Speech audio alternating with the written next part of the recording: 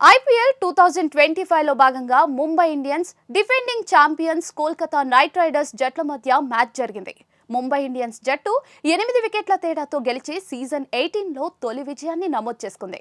ఈ మ్యాచ్ సందర్భంగా Mumbai Indians captain Hardik Pandya rumour girl friend అయిన జాస్మిన్ వాలియా కూడా వాంకడే స్టేడియంలో ఉత్సాహంగా నినాదాలు చేస్తూ కనిపించింది.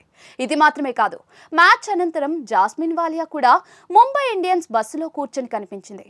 దీనికి సంబంధించిన వీడియో సోషల్ మీడియాలో చాలా వేగంగా వైరల్ అవుతోంది. హార్దిక్ పాండ్యా, జాస్మిన్ వాలియా డేటింగ్ గురించి చాలా కాలంగా ఊహాగానాలు కొనసాగుతూ ఉన్నాయి. 2025 ఛాంపియన్స్ ట్రోఫీ సమయంలో కూడా భారత్ ఆడుతున్న మ్యాచ్ సమయంలో జాస్మిన్ వాలియా టీమిండియాను ఉత్సాహపరుస్తూ కనిపించింది.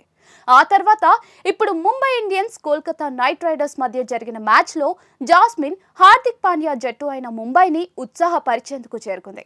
మ్యాచ్ తర్వాత జాస్మిన్ వాలియా ముంబై ఇండియన్స్ జట్టు బస్సు ఎక్కడం కనిపించింది. ఆ వీడియో సోషల్ మీడియాలో వైరల్ అయిన తర్వాత వారి డేటింగ్ గురించి ఊహాగానాలు మరోసారి తీవ్రమయ్యాయి.